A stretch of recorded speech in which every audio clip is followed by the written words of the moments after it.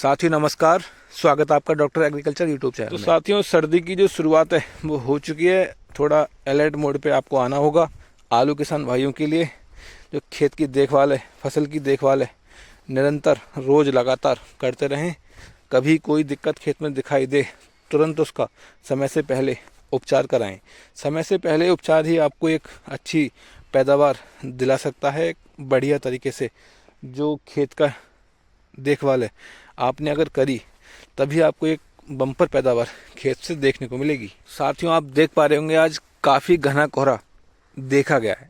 जो सर्दी की शुरुआत है, नवंबर का महीना चल रहा है, सर्दी की जो शुरुआत है वो साथियों आप कह सकते हो कि आज से हो चुकी है।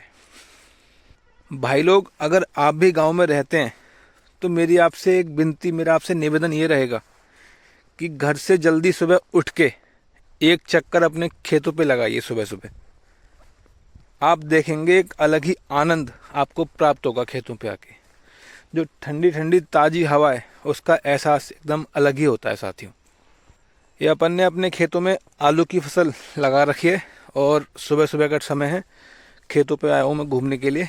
आजकल की जो ज़िंदगी है वो काफ़ी तेज़ हो चुकी है। साथियों लोग अपने लिए वक्त ही नहीं निकाल पाते।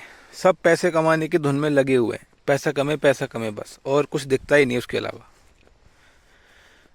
पैसा कमाना भी बहुत ज़रूरी है आज के वक्त के हिसाब से। अगर आपके पास पैसे नहीं है, जेब में आपकी दाम नहीं है, तो साथियों कोई भी आपको नहीं पूछने वाला। ठीक है ना, खुद का अपना एक्सपीरियंस है भाई ये। तो पैसे कमानी भी ज़रूरी है, लेकिन साथ ही साथ अपनी सेहत का ख्याल, अपनी मतलब खुशी, उसका भी ख्याल रखना बहुत ज़रूरी है साथियों। तो मेरी सभी किसान भाइयों से विनती यही रहेगी कि सुबह जल्दी उठें और अपने खेतों पे घूम के आएँ। उससे आपको काफ़ी लाभ मिलेंगे। सबसे पहला जो आपको लाभ मिलेगा वो ये मिलेगा कि आपको पता लगेगा कि हमारे खेत में कोई दिक्कत, समस्या, परेशानी आ तो नहीं रही है फसल में हमारी। कैसी भी जो फसल है हमारी एक अच्छी बढ़वार पे चल रही है या नहीं चल रही है। और दूसरा जो लाभ आपको मिलेगा वो साथियों आपकी सेहत अच्छी बनी रहेगी। आपकी जो सांस वास की जो समस्या रहती है आगे चल के वो दिक्कत सामने नहीं आएगी जल्दी। और साथियों सुबह खेतों पे आने का मज़ा तो तब है जब आपके खेत में अगर नीम का पेड़ लगा हो। या आप देख पा रहे होंगे अपने खेत में नीम का जो पेड़ है वो खड़ा हुआ है। इसकी जो है दातून बना के अगर आप रोज़ ब्रश करें, दातून करें कुछ इस प्रकार से बना के, डंडी तोड़ के इसकी, और उसकी अगर दांतों पे पॉलिश करें, मालिश करें, तो दांत आपके एकदम मोती की तरह चमक जाएंगे। साथियों ये काफ़ी पुराना नुस्खा है, आप सब जानते होंगे इस बात के लिए, ऐसा नहीं है, ठीक है, लेकिन करता कोई नहीं है आजकल। और नीम के जो पेड़ हैं वो भी अब गायब ही होते जा रहे हैं जंगल से। आपने देखा होगा अक्सर पहले के ज़माने में जो खेतों के नाम थे वो साथियों पेड़ों के नाम से थे कि साहब नीम वाले पेड़ पे चले जाओ वहाँ मिलेंगे, या पीपल वाले पेड़ पे हैं वो वहाँ मिलेंगे, ठीक है, या बरगद वाले पेड़ पे काम चल रहा है वहाँ मिलेंगे आपको वो। लेकिन आजकल की आप ज़िंदगी देखेंगे तो साथियों पेड़ आपको जंगल से ख़त्म होते दिखाई दे रहे हैं। अब जो हमारे पुरानी धरोहर थी, पीपल का पेड़ हो गया, बरगद का पेड़ हो गया, नीम का पेड़ हो गया, शीशम का पेड़ हो गया, ये पेड़ तो विलुप्ति होते जा रहे हैं, ख़त्म ही होते जा रहे हैं, यूँ समझ लीजिए आप। ये अपनी फसल है आलू की। इसमें अपन ने करीब 6-7 दिन पहले जो पैराक्वाइट दवा है मोथा घास के लिए वो लगवाई थी। साथियों पैराक्वाइट दवा का जो असर है वो आपको फुल तरीके से देखने को नहीं मिलेगा। अगर आप दवा लगाने जा रहे हैं मोथा ख़त्म करने के लिए, बिल्कुल गायब करने के लिए, तो आपको फुल रिजल्ट उसका नहीं मिलने वाला। दावा है मेरा ये। मोथा पीला पड़ेगा, आपको लगेगा कि हाँ बिल्कुल गया खेत से, लेकिन दोबारा वो करीब 7-8 दिनों बाद तैयार होना शुरू हो जाएगा दोबारा। इस खेत में मैं 2 बार पैराक्वाइट दवा लगा चुका हूँ, जिसका नतीजा ये मिला है मुझे, जो पौधे हमारे वो थोड़े पीले पड़ चुके हैं, बढ़वार इनकी भी रुकी हुई है फिलहाल। मजबूरी में दवा लगानी पड़ी थी। पहली बार जो दवा लगाई थी उसने इतना अच्छा काम खेत में नहीं किया। जो मोथा था करीब 10 दिनों तक तो गायब रहा खेत से, लेकिन फिर दोबारा से चालू हो गया। फिर दोबारा मैंने कृषि रसायन कंपनी की पैराक्वाइट आती है उसका मैंने इस्तेमाल किया। उससे कुछ काफ़ी बेहतर जो रिजल्ट है मुझे दिखाई दे रहे हैं खेत में फ़िलहाल। पहला जो मैंने स्प्रे किया था पैराक्वाइट का वो साथियों बिल्लोबुड कंपनी की पैराक्वाइट थी, जबकि मैंने डोज इसकी ली थी 500 ml प्रति एकड़ की डोज के साथ। लेकिन उसका भी मुझे कोई फ़ायदा नहीं मिला। फिर दोबारा मैंने दवा लगाई पैराक्वाइट। रिज़ल्ट तो खेत में आया है मोथा पे, बढ़वार मोथे की बिल्कुल रुकी हुई है जहाँ के था, लेकिन जो आलू के पत्ते हैं वो भी पीले पड़ चुके हैं साथियों। अब सिंचाई जल्दी लगानी होगी, जो खाद वगैरह हैं, यूरिया हैं, वो हमें अच्छी मात्रा में जल्दी खेत में देना होगा, ताकि जो पौधे हमारे तनाव में हैं फ़िलहाल जल्दी से बाहर निकलें और एक अच्छी बढ़वार आगे का अपना जो सफ़र है इनका वो शुरू हो साथियों। तो खेती किसानी कोई बुरा काम नहीं है, बशर्ते एक अच्छे ढंग से, अच्छे तरीके से उसको किया जाए।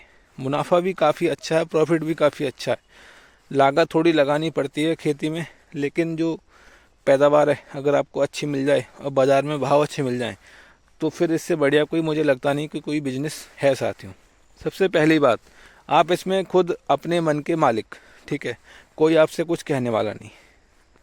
जब आपका मन करे तब आप अपने खेत में जाके काम करें, लेकिन ऐसा नहीं है। अगर आप दिल से खेती कर रहे हैं तो आपको खुद ही चिंता रहेगी हर बात की कि मुझे कब खेत में पानी लगवाना है, कब दवा गोली लगवानी है, कब खाद लगवाना है, कब क्या है। वो आपसे कोई कहने नहीं आएगा, आपको खुद ही पता चलता रहेगा कि मुझे आज ये करना है, कल वो करना है।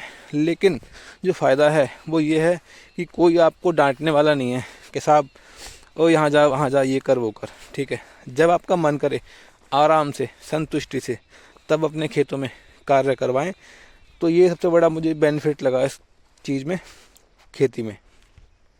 और जो मज़ा है वो साथियों तब है जब हमारी खेत की पैदावार हमें अच्छी मिले और मार्केट में जाके उसका भाव अगर बढ़िया मिल गया तो फिर कहने क्या है, यूँ समझ लीजिए आप। साथियों आज के समय में अगर सबसे बुरी हालत, सबसे खस्ता हालत किसी की है तो वो हमारा किसान ही है। बस कोई उसको नहीं पूछता और कहीं भी उसको इज्जत नहीं मिलती, सभी उसको लूटने में लगे हुए हैं। अभी कल का ही मामला सामने आया है हमारे ज़िला संभल में। यूँ समझ लीजिए 30,000 जो DCM ग्रुप का ओरिजिनल श्रीराम सुपर 303 गेहूँ आता है, उसकी फर्जी बोरी, नकली बोरी पकड़ी गई थी साथियों। उसकी फर्जी पैकिंग करा के, ठीक है, ऊपर से माल असली बिल्कुल जो उसका रैपर था कट्टे का बिल्कुल ओरिजिनल, लेकिन उसके अंदर फर्जी माल भरा हुआ नकली गेहूं का बीज भरवा के दुकानदार, काफ़ी दुकानें पकड़ी गई हैं, वो उसको सेल कर रहे थे, ठीक है। अब आप खुद सोचिए, किसान भाई को अगर बढ़िया पैदावार लेनी हो गेहूं की फसल से तो वो कैसे लेगा। आप एक बढ़िया पैदावार लेने के लिए गेहूं का जो बीज है वो साथियों बहुत अहम रोल अदा करता है। अब गेहूं का बीज ही जो बाज़ार में नकली चल रहा है, धड़ल्ले से बिक रहा है, तो फिर पैसे भी खराब गए और पैदावार तो उसको मिलनी ही नहीं है। अब अगर मैं हैरानी की बात बताऊं आपको तो साथियों उसका जो बीज का मूल्य है वो 90 रुपये प्रति किलो जो बाज़ार में है देखने को मिल रहा है साथियों, ठीक है। अब आप सोच लीजिए 90 रुपये किलो का जो गेहूं का बीज किसान भाई खरीद के ला रहा है वो कितने दिक्कत में खरीद के ला रहा होगा। 90, क्योंकि 8 किलो प्रति बीघा के हिसाब से जो गेहूं का बीज है वो खेत में डाला जाता है 1 बीघा में। अब 700-800 रुपये प्रति बीघा का जो खर्चा है गेहूं के बीज का वो किसान भाई करता है, जो कि बहुत बड़ी बात उसके लिए है। हमारा हर किसान भाई इतना हिसाब किताब बढ़िया नहीं है कि आंखें बंद करके बीज लाके बढ़िया और खेत में डाल दे, बहुत कुछ सोचना पड़ता है साथियों। तो अब ऐसे में अगर उसके साथ धोखाधड़ी हो जाए तो कितनी गलत बात है, आप खुद ही सोचिए इस बात के लिए। तो किसान की कोई कहने वाला नहीं है, कोई सुनने वाला नहीं है बिल्कुल भी। अब आप यूँ सोच लीजिए एक अंधा जुआ है जिसको हम खेल रहे हैं। खेतों में फसल लगा रखी है, एक तरफ सरसों की है, एक तरफ आलू की है और उस साइड में गेहूं की फसल अपन ने बो रखी है। जो दुकानें पकड़ी गई हैं फर्जी बीज बेचते हुए, वो साथियों उसमें होना क्या है, उसमें कुछ भी नहीं होना है अब, ठीक है ना। हालांकि कृषि विभाग के अधिकारी उसमें आए थे चेकिंग के लिए, पुलिस भी मौजूद थी, जो कंपनी के अधिकारी हैं वो भी वहाँ आए हुए थे, लेकिन इस मैटर में होना कुछ भी नहीं है। ले दे के मामला सुलझ जाएगा, रिश्वत जो भी जानी होगी वो जहाँ जहाँ पहुँचनी होगी वहाँ पहुँच जाएगी, लेकिन दिक्कत सिर्फ और सिर्फ किसान भाई को ही होनी है, किसी को कोई दिक्कत नहीं होनी है इसमें।